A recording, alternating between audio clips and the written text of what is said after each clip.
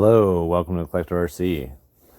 Okay, so what you're seeing here real quick is me going through, and I was going to replace the spare gear and then realized, as you can see here, that it ate just the inside because the pinion slipped, and I'll kind of show that too. But so I was going to replace it, and I have the part you can see in the upper left there, but instead I was like, I'm going to do something different. But I just kind of wanted to show me replacing my dirty Granite. But towards the end of this video, I do clean it in the meantime, and I will run it in the end to kind of show you the power it's got. I just run it in my hand, so because it kind of gets nasty outside. So unfortunately, I wasn't able to run it outside. But yeah, so one of the issues that we're having, that I'm having, I guess, just to say, this is my car, is that the motor is heating up quite a bit now. After, it was heated up before too, but not nearly as much. I think it's just kind of the wear and tear.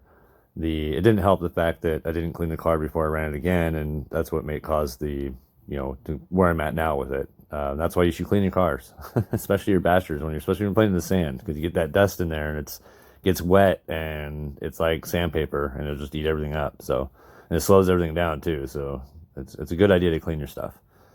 But anyway, so the motor gets so hot, and I think it's kind of cooking the Loctite off the pinion. So I do have another setup for this that I wanted to put in. It's a 3200 kV instead of the 5600 kV. But I have to find the right pinion, and it's the bore that I'm having an issue, because it's a 16 tooth pinion, 48 pitch, 5mm bore that I'm looking for. And if any RCers out there know, that's kind of an interesting gear, not as common as you think.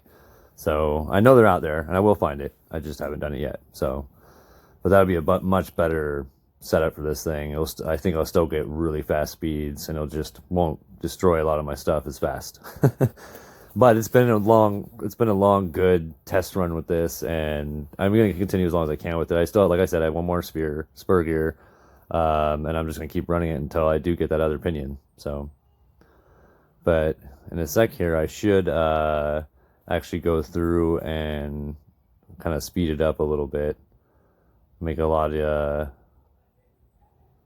and then we'll get to where I'll kind of describe the car more and get a little bit more into what everything is. So, all right, enjoy.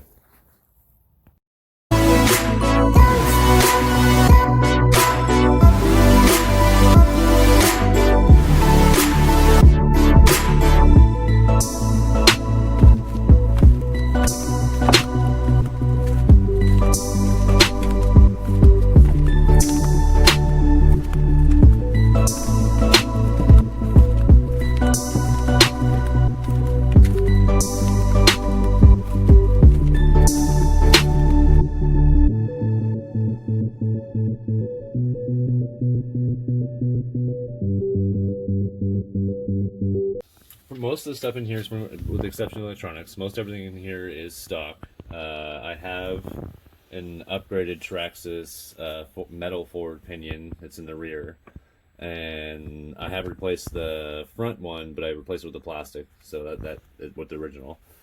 Then right now we're running a 5600 kV brushless setup, and it's with I believe it's setting on the 16 tooth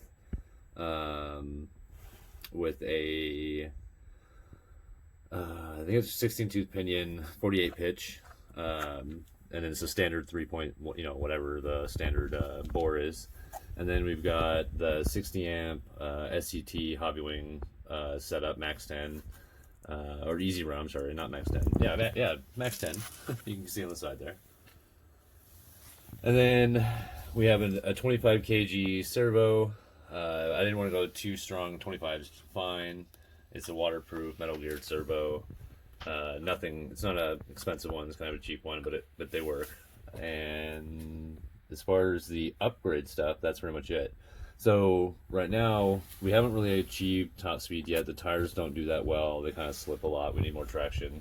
These are the original rims, and then we took those off because I blew them up when we first ran this thing, and so we had to replace it with what I could find at the time with these. So I do want to go back to the original with more traction. I think it'll give a little bit more top speed. You'll start doing the wheelies again.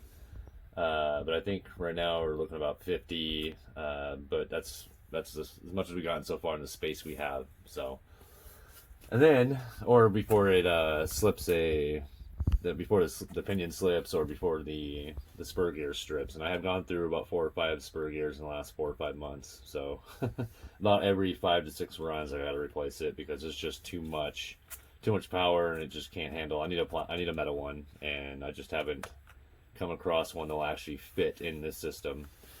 So I'm probably going to go to eventually downgrade these. So right now, you can see that I have the dielectric grease. That's what you see on the wires here. That's all through here. It's on the servo as well. I did put some around. The solder, because I had to solder directly here, because I wanted something, I didn't have connections at the time, and I wanted this thing to run, so I soldered them. They rust over time, so it's good to have the dielectric grease on. Ring grease is in here to is kind of lined the rubber piece they give you in there to seal the transmitter, and for all your connections for lights and all that stuff. And then I also have the ring grease that covers the rubber piece that you slip your wires into as you put it in the box, just to keep the water out and going in there. And then I do use marine grease on my differentials, and then I use, of course, WD-40 treatment, which I've gone through and already did that through the whole car for all the bearings. And yeah, the shocks are horrible on this. They leak quite bad. I do have, I believe it's 30 in there right now as far as the oil, which is doing a little bit better. It's a little bit thicker, so it hasn't leaked as much, and I keep them clean as often as I can. But other than that, we'll go ahead and let's put a battery in there and turn it on. Alright, so I grabbed the battery. Put this in here. And I've had a few people ask, why I use such big batteries in my cars. And a lot of times because I kind of account for the weight for them, and I'm sure I'm not the only one that thinks that way. There are some people that, you can run a way smaller 3S battery. This is pretty big, but it helps with all the weight on this side to counter on this side, and that's kind of what I use. This isn't as heavy as it looks. We're not really going to actually strap it in all the way. I'm just going to kind of do that's why I put them in sideways, but I'm just going to hold it.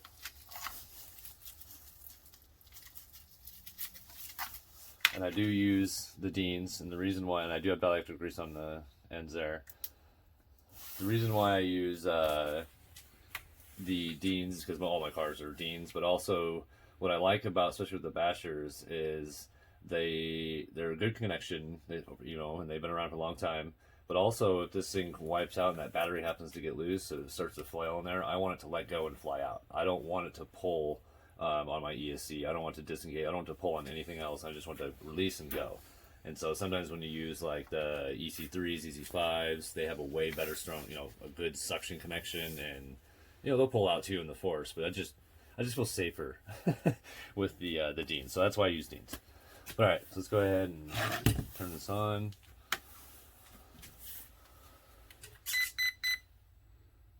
All right, we are at 100%. So just kind of show you the. So when I bought this thing, it was $200 in the store. It's been about a year now. The top speed at 100% was 21 miles an hour. You can do gearing and bring it up to, I think they were claiming 50. I believe so. Maybe 50 or something, 30, maybe 35. I think it was 35. Something. Anyway. And so I got bored of that real quick, and that wasn't fast enough, and that's why we're at where we're now. So, yeah.